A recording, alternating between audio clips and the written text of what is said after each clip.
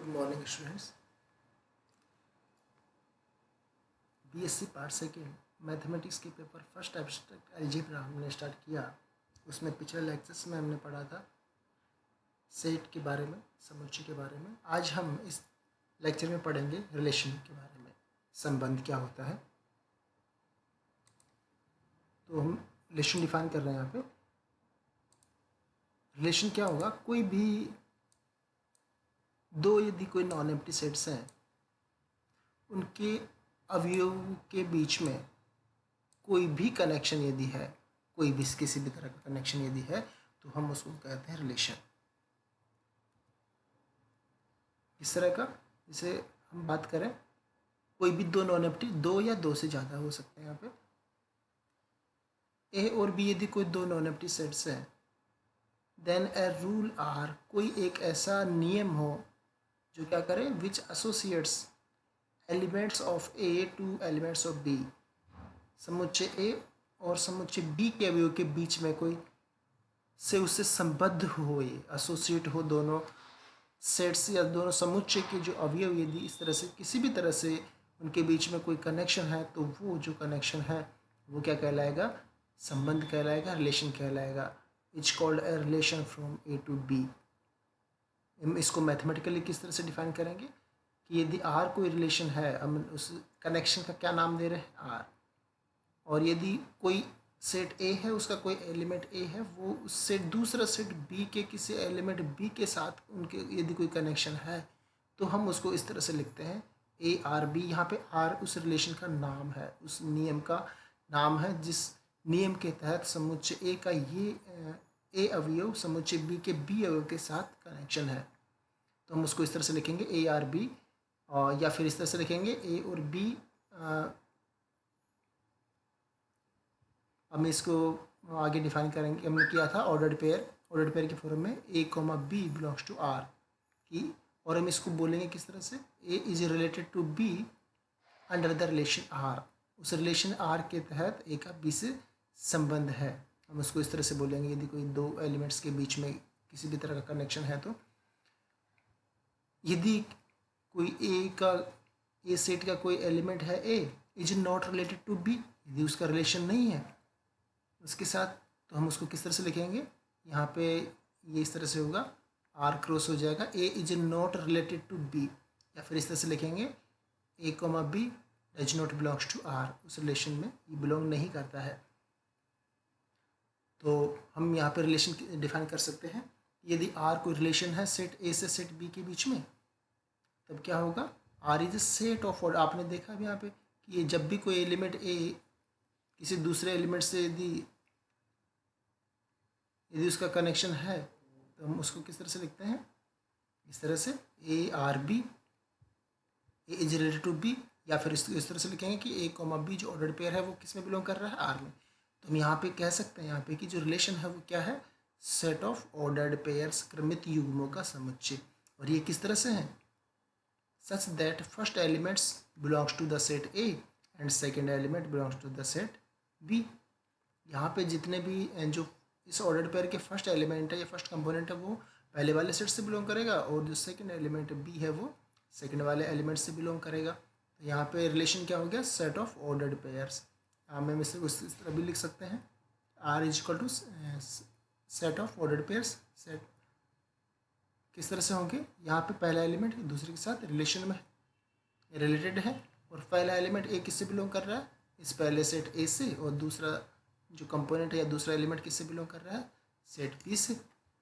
ये हम इस तरह से इसमें डिफाइन कर सकते हैं। नेक्स्ट हम या आप इसको मैथमेटिक्स इस तरह से लिख सकते हैं,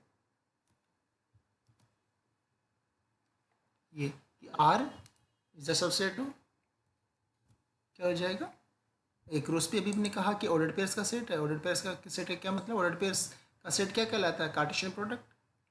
तो हम इस तरह भी कह सकते हैं कि कोई भी रिलेशन है वो क्या होता है, subset of Cartesian product of A cross B. यहाँ पर रिलेशन है ए से बी में, इसलिए हमने ए क्रॉस बी डिफाइन किया है।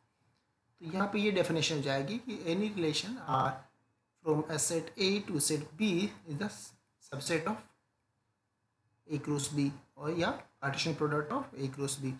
अब क्योंकि ए क्रॉस बी का सबसेट है कार्टेशियन प्रोडक्ट का, और ए क्रॉस बी के जो सबसेट्स होते हैं उनको हम क्या बोलते हैं, power set of A cross B.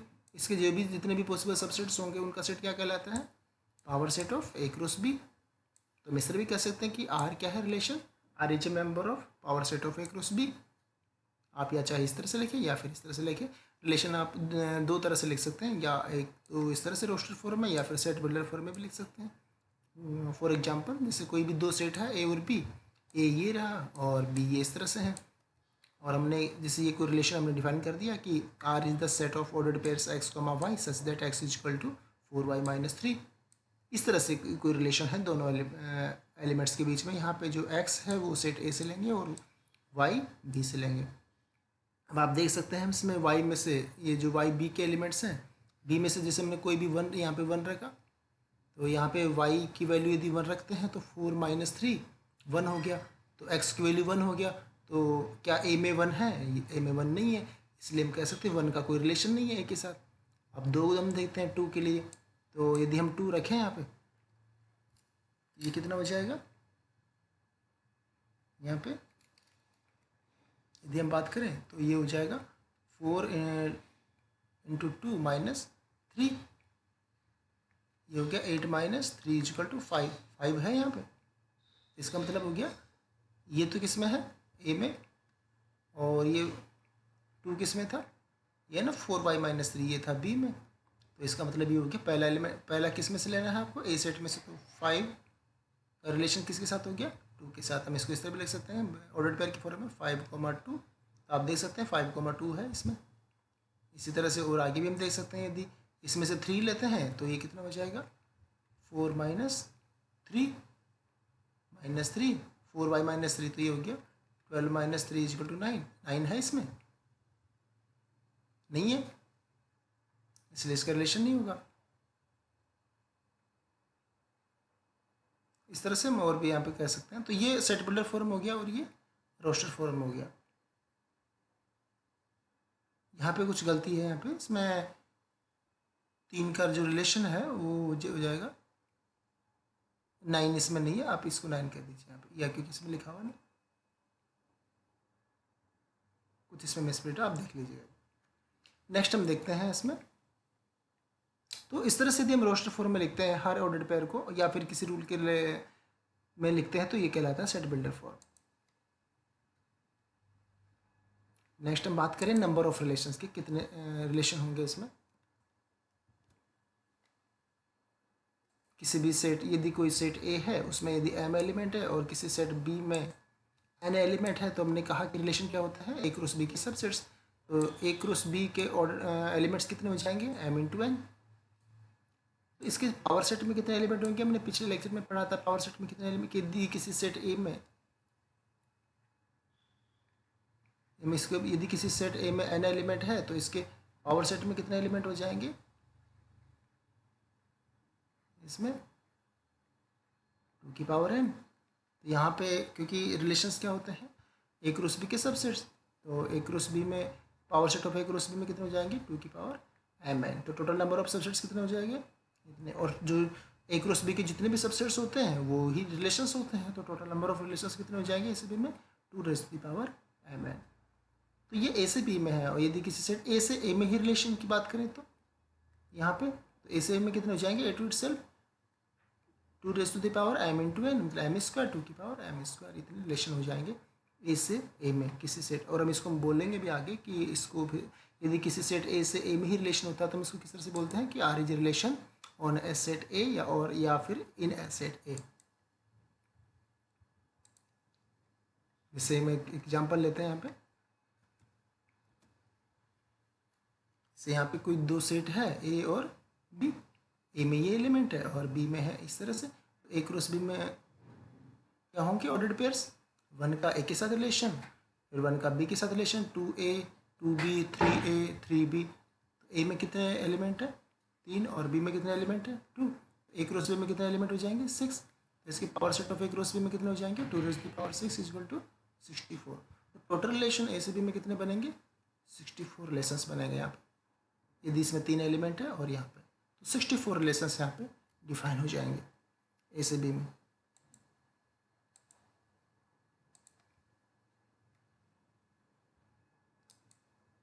अब बात करते हैं यहाँ पे डोमेन और रेंज की।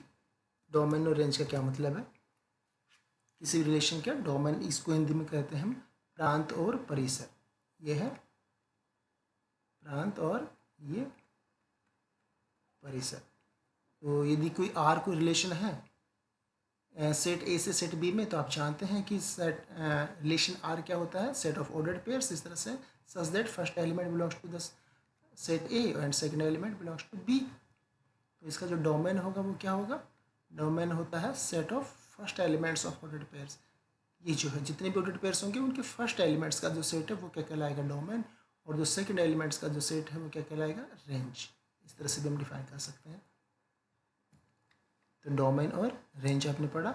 इसके बाद में हम डिफाइन कर रहे हैं एक इसके एग्जांपल लेते हैं डोमेन और रेंज का। यदि कोई ए सेट लेते हैं, इसमें 2 4 6, एक और सेट ले लेते हैं 1 2 3 4 6 8, और हमने एक रिलेशन डिफाइन कर देते हैं यहाँ पे। रिलेशन ये है इस तरह से कि जब भी कोई सेट ए से कोई एलिमेंट ए होगा और सेट बी में से बी एलिमेंट होगा, तो ए का बी के साथ रिलेशन कब होगा? जब A is a divisor of B, A B का भाजक हो। तो यहाँ पे कौन से एलिमेंट ए के सेट बी के कौन से एलिमेंट से रिलेटेड होंगे हम देख लेते हैं यहाँ पे। यदि इसमें से ए में से यहाँ पे यदि 2 लेते हैं, तो आप देखिए इसमें कि 2 किस डिवाइजर है। आप देख सकते हैं यहाँ पे 2 डिवाइड्स 2, 2 डिवाइड्स 4, 3 को डिवाइड नहीं कर रहा। इस तरह से 2 डिवाइड्स 6, 2 डिवाइड्स 8, ये इनको चारों को डिवाइड कर रहा है। 2 डिवाइड्स 6 भी है, 2 डिवाइड्स 8 भी है। तो यहाँ पे हम कह सकते हैं 2 का रिलेशन है, तो 2 2 2 related to 2, 2 related to 4, 2 related to 6, 2 related to 8। इसके बाद में 4 की बात करते हैं। 4 किस किस को डिवाइड करेगा? यहाँ पे 4 4 को डिवाइड करेगा, उससे पहले नहीं करेगा। और फिर उसके बाद में 4 8 को डिवाइड करेगा। तो 4 का 4 के साथ भी रिलेशन है और 4 का 8 के साथ भी रिलेशन है। और फिर 5 की बात करें तो 5 का किसी के साथ रिलेशन नहीं। क्यों? क्योंकि 5 किसी को भी डिवाइड नहीं कर रहा है। तो ये हमारे पास ये रिलेशंस हो गए। और मैंने को ऑर्डर बाय की फॉर्म में लिखें तो इस तरह से हो जाएगा 2 2 2 4 2 6 2 8 4 4 4 8, इस तरह से। तो आप कह सकते हैं ये हमारे पास रिलेशन हो गया। तो इसमें जो रिलेशन हुआ है इसमें सेट ऑफ फर्स्ट एलिमेंट कौन कौन से जाएंगे? यहाँ पे 2 है, यहाँ भी 2 है, 2 2 4 4, तो 2 ही एलिमेंट है यहाँ पे 2 और 4। तो ये इस रिलेशन का क्या कहलाएगा? डोमेन कहलाएगा, प्रांत कहलाएगा।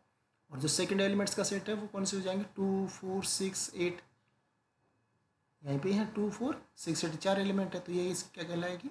रेंज कहलाएगी, परिसर कहलाएगा। तो ये हमने डिफाइन किया है किसी रिलेशन जो किसी सेट ए से सेट बी में है, उनका डोमेन और रेंज का क्या मतलब होता है, प्रांत और परिसर। नेक्स्ट क्लास में हम पढ़ेंगे टाइप्स ऑफ रिलेशन, रिलेशंस के कौन कौन से प्रकार के होते हैं। अलग अलग टाइप के हम रिलेशंस डिफाइन करने वाले हैं। उसके बाद में हम फंक्शन पढ़ेंगे। आज के लिए इतना ही। धन्यवाद।